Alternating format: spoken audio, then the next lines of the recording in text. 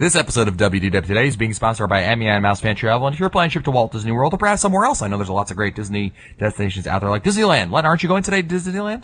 That's right. I'm actually on a plane right now. Can you guys hear me okay? I know. Yeah, very nice. But you know what? Just like Len, you can have MEI and Mouse Fan Travel help you plan your trip to Disneyland as well as Disney World, the Disney Cruise Line, Adventures by Disney, really anything that has Disney in it. They can help you plan your next vacation for you. So why not give them a try? Visit them online at www.mousefantravel.com. This is Walt Disney World Today. Give us 5 minutes and we'll give you the world. It's Wednesday, May 6th, 2009, and this is episode 561 of WDW Today. I'm Matt Hatchford, StudioCentral.com. Joining me on today's show is Mike Scopa, a senior feature writer and blogger for AllEars.net. Welcome, Mike.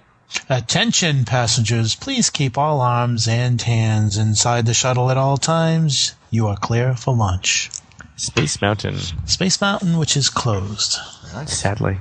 Also joining us on today's show is Len Testa, co-author of the Beneficial Guide to Walt Disney World. Len, how was your Cinco de Mayo? My Cinco de Mayo was very good. How was yours? Good. It's hard celebrating Cinco de Mayo, with swine flu and everything, and coming from Mexico. But you know what? I made very sure that all my tequila was clear of any swine flu before I drank it. Actually, I've been taking some medicinal tequila every night before I go to bed. Nice. And I've not yet contracted swine flu. I'm just saying. It's Wednesday, and we're answering listener questions. I have no idea where Newell is. He's probably playing around on Facebook, so go add him as a friend and then tell him to show up for the shows. We're answering your listener questions on Wednesdays, and we'll start out with a question from Frank Cohen. Where it's, hi, Matt, Mike, Len, and Annette. I have a new writing assignment for the Bay Area Parenting Magazine. Many parents who read the magazine grew up with Walt Disney World when they were teenagers and kids. This will be a 2,500 word piece on how the older rides are holding up at Epcot. The focus will be on seeing how the original attraction themes and messages apply to today's issues. For example, what messages from Ellen's Energy Adventure apply to today's energy issues? Are there any attractions or shows that you would point me to? Wow, so original things though. I don't think there's anything that's original. Is there any more? Original? Yeah, there's Spaceship Park and Ellen's Energy Adventure, but obviously those have been redone. Yeah, they've been redone. Original, wow. So how have they held up? Well, okay, so the good news is that Disney's been revamping them. I thought that let's take Ellen's Energy Adventure as an example. I remember when even the old one and even when they redid Ellen's, it always kind of seemed to me when it first came out, it was always like, okay, all right, hippies, like energy conservation was always like, okay, we all should be doing that, but, we don't really do it. But, in the past couple of years with the whole energy crisis, with gas prices, last year when they went to $4 a gallon and worse, and, right. I think in today's environment, that attraction speaks a lot more to people than I think they did back in the 80s and 90s. I think Yeah.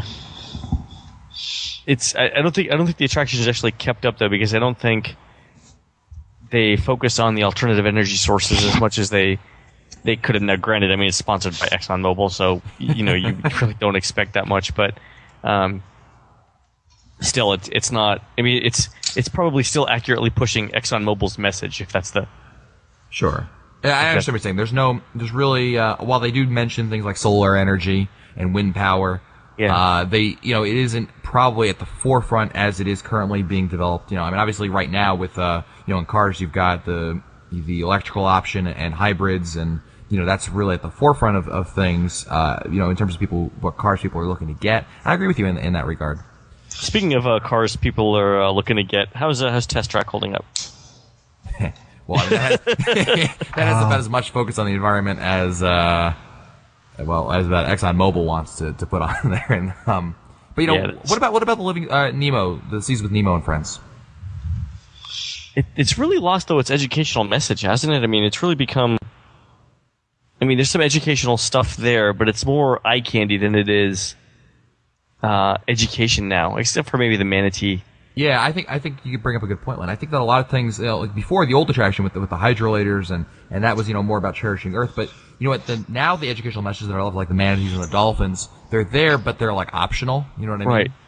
Look at how much space that they've dedicated to the characters from Finding Nemo, and obviously they've rethemed the entire first part of the attraction around that verse, and they took out the old movie. Now, granted, the movie was getting kind of dated, but they've substituted movie characters for the educational message, and I think that's kind of the theme that you see in a lot of places. Sure. I think the Land Pavilion actually does probably the best job of promoting some sort of an environmental message to you. Living with the Land, I think, probably the best job of promoting, It is. It's getting a little bit dated, but not nearly as much as the rest. And actually, the behind the scenes tour is still pretty cool. Yeah. The movie with Lion King characters, Circle of Life. Yeah. Yeah. That promotes. That's actually held up because it was ahead of its time. Actually, again, back in the hippie period, but now we'll give them that. Yeah. We were talking about on an earlier show how stuff from the Imagination Pavilion was ahead of its time. This is another thing that was ahead of its time as well. Next email is from Craig, aka Disney CJD. Hoorah! Who writes, "Hi, Matt, Mike, and Len, if he isn't singing somewhere, and she's so lovely, Annette. Hi again. Hope you're all well. On the April 27th episode, you mentioned the pending Kiss Goodnight for Animal Kingdom. Well, when we were there last week, we kind of sort of started something. As you left the park after closing, they had Safari Mickey and Minnie on the parade truck from the 345 show sitting by the exit. Music was playing and they were waving at some of the cast members in costume, were dancing with them too. Was kind of cool and thought that might be the Kiss. Be safe and thanks as always." Cool. Yeah, thanks for the report, Craig. Did Craig say if Mickey was saying goodnight to certain people in the crowd? No. No, because sometimes he does that in the Magic Kingdom. Oh, really? Yeah, like you'll like an ET on Universal. Goodbye, exactly. Land. So family in the orange church. Thank you for coming. People love that. It's insane. The satisfaction of the guests go up. Incredible. I mean, they could have had a crappy day, but to have Mickey say, "Hey, good night. Thanks for coming back. Hope you had fun." Just really, yeah, it's amazing. Huh. I've never experienced that. Next email is from Matt, who writes, "Hello, Matt. My question has to do with DVC. I'm not a member. Hello, Matt. Oh my God. I'm not a member of the DVC family, but I have been looking into renting or transferring points to a coworker of mine for a large family trip. The prices seem acceptable, but I'm still leery. Have any of you ever done this or have run into a situation where somebody you know has? Thanks. Keep up the great work." I've run in points dozens of times. Not dozens, but maybe a dozen times. Yeah, I know, especially, if members of your family want to dole them out to others, or perhaps you have points you want to lend to others. Yeah. I mean, it's not a problem at all. It's actually, in fact, the easiest because obviously there's a good amount of trust involved over there. It's when you're dealing with, strangers renting points. That way there's a little more question there, but I think it'll be fine. Yeah, totally. Not a problem at all. Cool. Next email is from... who's the next email from? Here it is. It's from Megan Kransky, who writes, "Hey guys, I recently just learned about podcasts, and so since I love Walt Disney World, I decided to give you guys a try and just love you." See, Len? She loves you. Wow. Thank you. I don't know what to say. My birthday's August 1st. Go ahead. I look daily for your podcast ever since. Anyway, a year ago, I went to Walt Disney World with my mom and saw Beauty and the Beast on stage. Before the show started, there were 2 or 3 people performing a cappella songs without music. They started saying they have a CD for sale in the park, but I can't remember the name of the group. What is the name of the group? 4 for $1? 4 for $1 was the name of the group, Mike. Yes, very good. But they're no longer at the studios, but they had a name outside of the park. It's called Return to Zero, where you can still find their music there because, unfortunately, they are no longer performing at the studios. They were the victim, actually one of the first victims of the economic downturn. That stinks. At the parks. Yeah, it's unfortunate. They were really talented. And it's always funny to see people who had no idea what was going on because their whole shtick was they would look like they were just tech guys, coming out to get the show started for Beauty and the Beast. And it looked like one of the guys was kind of, hamming it up and started singing on the microphone. The other guys would, at first kind of be like, "What are you doing?" And then they kind of join in, and obviously it was a show. But that's very entertaining. That's a great shtick. Yeah, that's good. Oh, yeah. Next email is from Karen of Enola, Pennsylvania. Right. "Hey, guys. I was all ready to call into the live show, but due to a cold, I've lost my voice. I'm hoping that you can answer my question during your next show." Well, here we are. Cool. I'll be coming down very soon for a trip to Walt Disney World, and I'm thinking about going to Mickey's Very Merry Christmas Party. Yep. My husband and I have gone to this before, but we decided not to spend the extra money this trip. Here's my question. If we're already in the Magic Kingdom when the party starts, are we able to stay and see the parade and fireworks? I know we will not be able to get on any of the rides without the wristband. Will we be ushered out after 7 p.m.? So, yeah, it's a great question. I've never pushed the limit this much, but my understanding is that there'll be cast members walking around, at least if you go from land to land, asking you for ID, and if not, somebody will be walking you out the door. Yeah, you're gonna have a real tough time unless you'll basically like kind of sat at the hub. Yeah, but what if you just sat there? Yeah. Yeah, I mean, it'd be extremely boring for hours. So that's all you'd be able to do. Because I mean, Well, the park closes what at 7, 6, well, yeah, 7:00 is when the party actually starts. and the parade's at 8:30, 8:45. Is that not right, Mike? I think it's there's one just before the fireworks, Matt. I think it's around 8:30, and then there's another one at 10:30. I think. Right. Yeah. Yeah, you're right about that. 2 parades usually and 1 fireworks. Yes. Yeah, I mean, it could have worked, but I mean, you know, I think you're just gonna. I don't. Even It's if a you tough could, call. yeah. I mean, I think if you're not gonna be there for the party, Yeah. What do you? I mean, yeah. I wouldn't risk it. I really wouldn't risk it. nah, I'd say just you know what, go to another park and enjoy the park over there. Karen also adds, also go a little easy on Coronado Springs. My husband and I stay there almost every time we visit. We have no children and enjoy staying here because with the business guests, it seems to be more of a quiet resort. Thanks for any info that you can give. valid point. I like Coronado Springs a lot. I know no one else does, but that's okay. Yeah, well, you've always been the crazy one. I'm ahead of the curve. Always been Zeppo. Yeah, he's always been Zeppo. Next email is from Brooke G. of Greensburg, Kentucky. He writes, hello, podcast crew. I've been listening to your show for a month now and have been working my way through past episodes. What can I say? You guys are great. My question is for Len. My family of 5 adults will be traveling to the world the last week of June. The crowd calendar is predicting solid 8s with some 9s at the end of the week. Do you foresee these numbers going higher with the promotion that's being offered with buy 4 get 3 free? Also, if we stick to the park, well, let's answer that question first, Len. What do you think about that? No, I think that's going to be the upper limit on the crowds for now. Okay. Also, if we stick to the parks that you recommend and use a solid touring plan, will we be able to easily navigate crowds? Oh yeah, so I actually posted a blog entry on this on touringplans.com like a few days ago, but essentially it says that if you follow the touring plan, your average wait times are going to be somewhere between 4 and 10 minutes, and the peak wait times you'll never experience. It's for people who get in line at the absolute worst possible time for any of the Magic Kingdoms 3 mountains. But yeah, you'll be fine. Cool. Lastly, what about the parks that are not on the best or the avoid list? Could we hop to those parks without any problem? Our plan is to go to extra Magic Hour mornings and hop to a different park after the initial hour or so. Good plan? Yeah, sure. So if the park is neither in the best nor the worst, it's somewhere in the middle. So that's fine. Cool. Answers that question for Karen. Next email is from Stuart, the Disney Geek Dad of Howell, New Jersey. He writes, hello, mighty Matt Hochberg, Len Tequila Tester, Master Mike Newell, Mike Stone Age Scopa, and the fabulous one, Annette Owens. As a huge fan of the podcast, I find it easy to relax, listen, learn, and have a few laughs. The show keeps getting better and better, and seems to come effortlessly. But it started off when it sucked when it started off. It's getting better and better. The only way you can constantly improve is if you start off sucking. Go ahead. We set our expectations low. Exactly. I know they must take time and hard work to put it all together. Let's not forget that you all either run or contribute to other Disney websites and ventures and have real-life full-time jobs, not to mention finding time to spend with your spouse and families. So I was wondering, how have your significant others handled your interests in all things Disney? Do they contribute to your Disney passions, or do they just go along for the ride? Also, how do you balance it all out? That's a great question. I think, first of all, first and foremost, our spouses have to be supportive in some respect to what we're doing, because obviously it does take a fair amount of time. I think it's fair to say that all of our spouses enjoy Walt Disney World on one level or another. I think that's true. Yeah. Yeah. I mean, no one here has got some anti-Disney wife or husband here. No. Go ahead, Lon. I would say it pretty much had to be a condition for selecting said spouse. Yeah, exactly. Didn't it? Otherwise, there would be an anti-Disney spouse. Exactly. Yeah, so I mean, we all have some varying degrees, and we all enjoy trips to Walt Disney World, assuming we bring them. But it's just like anything else. I mean, some people have hobbies. They love sports and they love to watch baseball games or football games. But you gotta sometimes you have to take a step away from there. But same thing. I think we all find the time between the websites, the podcast, and real life. I know that oftentimes Len. I gotta give credit to due, Len.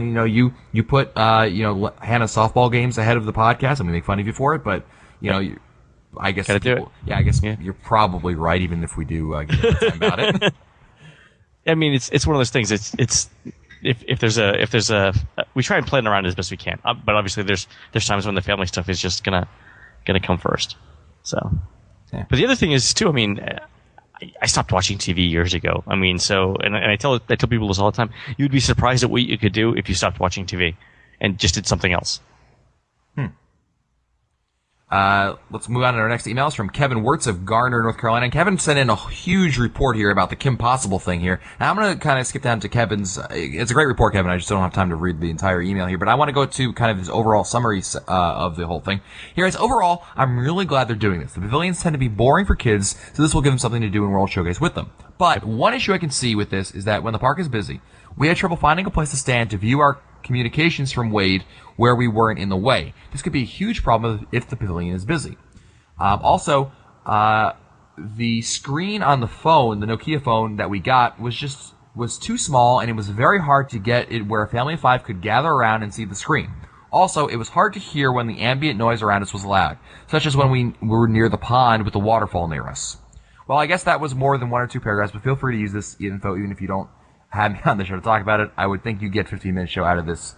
So, thanks very much. It's some good feedback there. I'd love to hear that. I mean, I think it's great, but it's funny the times when I went, it was to see it. It was very quiet and there was no one around. But so I think that feedback might be totally right. Yeah. One of the things I think a lot of people have told me about their opinions of it that they really like. It does make it very interesting. Obviously, it adds for all of us who have been to the parks many, many times, gives us something new to do, something fresh.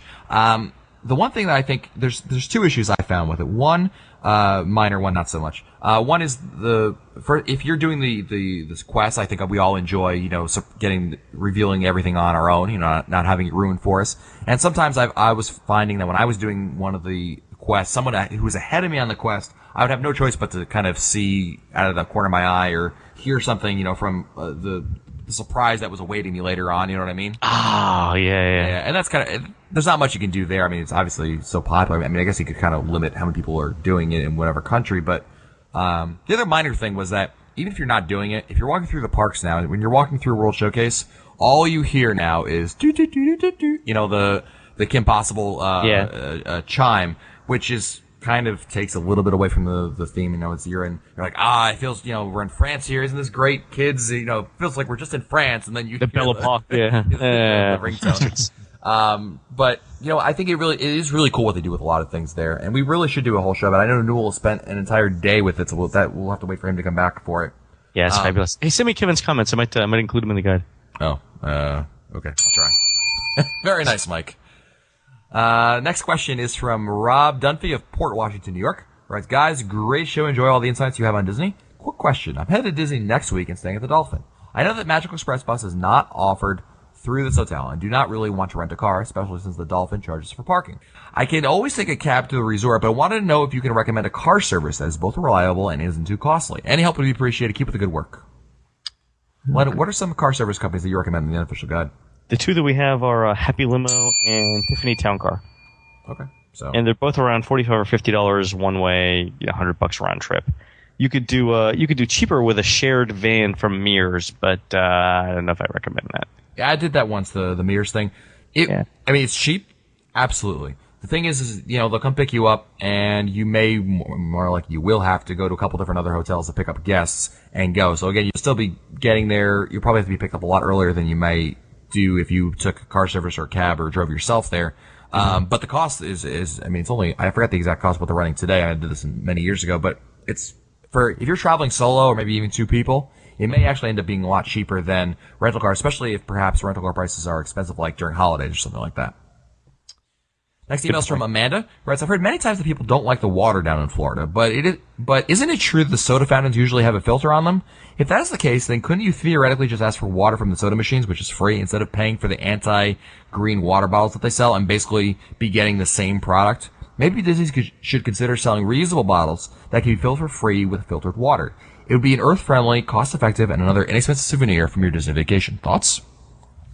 I love it. Yeah. One of the things, I mentioned this on other shows, the great tip that I ran into was that if you go to any counter service restaurant that has, or really any counter service location that has a soda fountain, you can get soda from the, in a cup as opposed to in a bottle. You can have them actually, give you a cup of ice water for free. You just ask, I have a cup of ice water, and you'll get it for free. So it beats getting the water from the water fountain. Obviously, you can take more with you, and That's a great tip. But Scopa, what do you think of Amanda's idea? Do you think Disney should go for the reusable bottles? Well, if they're claiming to be a green company, why not? Yeah, they make a few bucks off of it, and it'd be convenient for guests. Next email is from Marjorie of Brooklyn, New York. She writes, my question is about Port Orleans French Quarter. Does this resort have a Mardi Gras parade? Also, I've been reading reviews about the bad housekeeping and poor food court. I'm confused if I should stay here or not on my next vacation. What's your opinion on this resort? I don't think they have a parade, but they do something for Mardi Gras, like a small celebration, right? They may do something on Mardi Gras itself. They have in the lobby area, they'll have the, at Port Orleans French Quarter, they have the lounge area over there. I think that's a Scat Cat lounge, if I'm not mistaken. Yeah. And they have like a New Orleans type entertainment going on over there, but I don't think there's an actual parade per se. No, I don't think there's a parade either. No. But they do offer you beads upon check-in, which is interesting. As far as what was the thing about the food court? Yes, about the food court. She heard some bad things about the food court at Port Orleans. What do you think, Len? I didn't like the food court either. Isn't that amazing? Very limited. It's very limited. I think that's the problem. Yeah, it's very small. Yeah. But what do you think? I mean, should she stay there? What would be your recommendation for staying at Port Orleans French Quarter? I mean, I would stay there and I'd go over to Riverside to eat. That's what I would do. Yeah, I mean, it's certainly open to you. That's something that you can do. So I love Port Orleans. I mean, French Quarter is great because of the size. It's so small. Building 5, which we always talk about. Even the worst building in French Quarter, I mean, you're still very close to everything. That's a good point. And it's got a nice theme to it. Absolutely. And, you have the amenities of Riverside. You can take the Sassagoula River boats down to downtown Disney. It's nice. I like it. Next email is from Michael from Honolulu, Hawaii, who writes, Aloha, Matt, Mike, and Len. Sorry, Len's not getting too much Len love today. When I heard about Disney and the stay 4 nights, get 3 nights free, my ears perked up and I grabbed the calculator and started to price things out. Seeing as how I love Disney Animal Kingdom Lodge so much, it came out to be a great idea. So in March, me and my wife and my family and I flew down to Florida for a week or two. Now here's my question. My ideal length of time down in Florida is about 2 weeks. Forgive me if I have sinned. I wanted to know what the crowds are going to be like if I was to go next year in March. I didn't pick up the 09 edition of the Good Book. I understand that spring break will be around that time, and I have already some terms with this. You've already come to terms with it. Come to terms with it. Yes, exactly. What are the dates in March? He's looking at potentially the second half of March, about 2 weeks. Spring break. And he's worried about spring break. Yeah. I mean, it's going to be 8s, 9s, 10s. Yeah. I mean, that's the thing, Michael. The crowd, the weather's gonna be wonderful in March. You're gonna love it. The problem is gonna be the crowds. Yep. I mean, they just really swarm over there, and I would be weary of that more than anything because of that. But I mean, it's better than going. When's Easter in 2010? I didn't even check. I always keep my Easter right after Good Friday, I think. Yeah, like 3 days. It's funny. I'm working with MA Mouse Fan Travel to help get the biggest bang for my buck, and I must say it's been fabulous. I tried to call in a few times during the last live show to see if I could get this answer quickly, but seeing as how I missed that, my hope is that you'll be able to get this in time. Keep up the great work, guys. April 4th, so the last part of March is going to be bad. Oof. Yep. What are you going to do? Yep. Next email is from Nick Phillips of Vincini, Indiana. And Len, I have to mention before I even get to the email that the subject is the economy and Axl Rose. Awesome. Go ahead. So this must pique your interest. Nick writes, hey guys, and Annette and any other guest host. I know that the buy 4 get 3 free promo is a super deal, but do you guys think that if the economy gets getting worse, Disney will seek more drastic measures? If so, what do you think they would hope to do? Also, just wanted to get Len's opinion on Chinese democracy. Hopefully it won't take as long as for you to answer this question as it did for Axl to get that album out. 18 years, whatever it was, 10 years. I'm drinking my Dr. Pepper and enjoying them. Actually, it wasn't bad. I don't think it sold nearly as well as all of the hype would have expected. A couple of songs that weren't bad. I had Chinese Democracy itself on my iPod for a long time running. In fact, I ran the marathon or the Princess Half Marathon with it. It wasn't bad. It's got some interesting sounds. It sounds like it was a little overproduced to me, but other than that, it was good. In terms of the buy 4 Well, do you think Disney would, if things get worse, do you foresee Disney doing something more drastic than that? Some sort of a deeper deal? So here's the interesting thing. So this is just Len talking, right? So my understanding is that the free dining offer has not sold nearly as well as Disney was hoping. So the last time I checked, Disney which was about a week, maybe 10 days ago. About 2 weeks ago now. Disney had sold about half of the room nights that they had wanted to at value resorts, about half the room nights at moderate resorts, 12% of the room nights at the deluxes, and 2% at the DVCs. So what I am expecting is to see substantial discounts in the fall beyond free dining for the DVC properties and for the deluxe properties. So if you're looking in the fall at a trip to Walt Disney World at a deluxe or a DVC resort, I think you're gonna have a deal. You're gonna find some fantastic deals.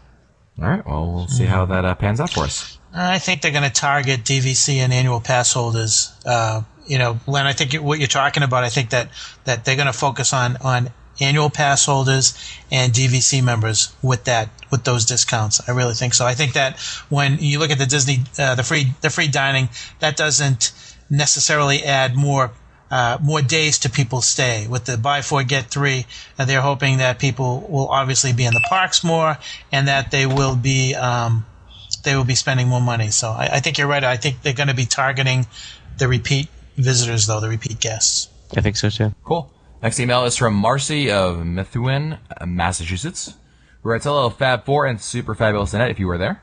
I know. Please don't preach about the stupidity of traveling during the Christmas and New Year's holidays. I get it. So long story short, August was our scheduled Walt Disney World trip. My partner severed her Achilles heel, and she needed 15 plus stitches, 2 surgeries, 3 different casts, and 6 months of physical therapy. Did I mention that this all happened 3 days before our honeymoon? So with those plans on hold, we decided to rebook a Christmas holiday vacation. As teachers, we must book around school vacations. Later in August, we were blessed with a foster baby, and he'll be traveling with us. I know. Yay. Quit your preaching. He will be... Well, it was Scopa. Yes. Yeah, exactly. He will be 8... Yeah, Len always preaches against adopting. Exactly, yeah. Angelina Jolie and I we haven't spoken in years. Literally. That's not a lie, actually. Yeah, it's a long story. Tell the truth. He will be the 8-month-old he'll be 8 months old while we're there. We plan on taking it really slow. We're on the deluxe meal plan and plan on taking our time and enjoying all 27 restaurants we have booked. Wow. Whoa. Whoa. That's got to be a record. 27. Wow. We plan on doing a few attractions a day and taking it all into the holiday festivities. What, like 3? And the resort hotels. Exactly. On to the question. On episode 494, you talk about the best and worst places to view parade and fireworks. My question to you is, during the busy holiday time, when is a reasonable time to stake out a spot for the parades and fireworks? Also, if you include the candlelight processional. Hanging out is okay by us because it gives my partner time to rest her ankle. Wow. All right, Scopa, what do you think? Just amazed. Wow, I've been told this by cast members who have done crowd control, especially at the Magic Kingdom for the daytime and the nighttime parade. And years ago, they told me an hour for the daytime parade. You stake out your spot an hour before the daytime parade, and believe it or not, 90 minutes before the nighttime parade on those busy times. Like on those days where Len's saying 8 and 9, he's saying those days are going to be 8 and 9s. You have to follow that guideline. 1 hour for the day parade, 90 minutes for the nighttime parade. Yeah, I believe it. What about candlelight, Mike? What would you say for that? How long to get in line for? Well, the thing with candlelight, Matt, is that if you're using the package and you're lining up on the left side, you still have to. If you still want a very good spot, and especially if you want to be under the roof, you want to get in line an hour beforehand. And I'll tell you, if you're going to see the candlelight processional, if you're not going to do the package, then you might as well not even go, because you're going to be wasting at least 90 minutes to as much as 2.5 hours waiting in line. If you're not doing the package, you really should do the package. Okay. Well, it's almost time for the end of the show. That means we're going to pick one last question. I'm going to pick 3 questions here. And since Mike Newell's not here, Mike Scopa will step in here. And I'll pick 3 questions, and Scopa will pick 1 to answer today, and the other 2 will go back in the email queue. Are you ready, Mr. Scopa? I am ready, Mr. Hotchberg. All right. Here are your 3 options. Comfy feet, with a question mark at the end of it. Mike, no reason to pick this one. Or, that's actually still appropriate, or Fast Pass, pay it forward. Okay. Which one do you like, Len? Fast Pass, pay it forward. That's it. That's the one. All right. Next, our last email today is from Stephen Bernhardt of Appleton, Wisconsin. He writes, hello, Walt Disney World Today crew. My wife and I recently traveled to Walt Disney World for the marathon weekend. While there, we went to Disney's Hollywood Studios, but didn't arrive at the park until about noon on a Saturday. The general attendance was very acceptable for most attractions, but when we got to Toy Story Midway Mania shortly after arriving, we found that all of the Fast Passes were gone for the day, and the standby line was about 90 minutes. We decided to initially pass and try again later in the day, even if it meant we would need to stand in line for an hour or more, as we only make it to the parks once a year or so. As we headed towards the backlot area, I noticed a gentleman out of the corner of my eye laying something that looked like tickets on a table by the restrooms. After he left, I went over and picked them up because they looked like Fast Passes. Well, to my astonishment, the tickets were 6 Fast Passes to Toy Story later that day. Wow. To say the least, it was a great find, as my wife and I weren't looking forward to an hour or longer wait for the attraction. That's awesome. Later that day, together, we rode the ride twice, each back-to-back using 4 of the Fast Passes. After the second ride, we found a couple who were standing outside the Toy Story attraction and gave them the other 2 Fast Passes that we had. They were thrilled, to say the least, and we wanted to spread the good karma. Now my question. Do you think it would be a good idea to create a formal or informal way for people to give away or exchange Fast Passes they decide not to use? It'd be interesting to know how many Fast Passes go unused that others could benefit from. Maybe the Disney online community could create an informal common meeting place at each of the parks to swap Fast Passes. Just an idea. Thanks for the great show, and Len, congratulations on finishing the marathon. We don't know. We don't know how many Fast Passes go unused. If there was a lot, I could see that. It would be.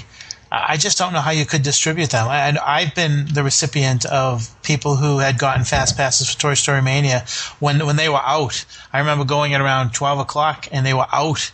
This was last August, and people said, hey, I've got some for a half an hour from now. Would you like them? Sure. So I guess the distribution of those unused Fast Passes, other than saying, hey, Fast Pass here, Fast Pass, who needs a Fast Pass? Other than that, I can't see any official way of doing that. Yeah, So it's interesting. We're kicking around ideas for an iPhone application, and one of the things that we're looking at is a way to communicate to other people using the application that you have extra Fast Passes you're not going to use. That's a good idea. I don't know how to implement it, but you.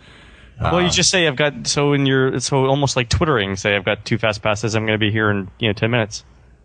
Not bad. But you got to follow that person, right? Well, you have to. Well, if you're in the park, right? So imagine imagine a bunch of people in the park using the same iPhone application.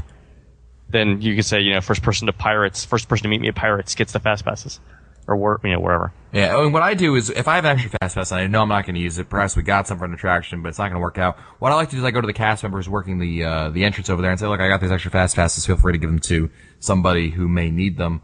And oftentimes they'll just, someone will come up there and they'll, just hand them off. The cast member usually does a good job of handing them to other guests to use.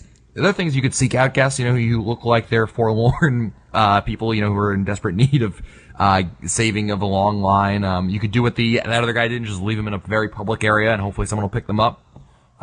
So, nice. But it's good that our emailer not only took advantage of them, but also left for someone else to enjoy. So that's really nice.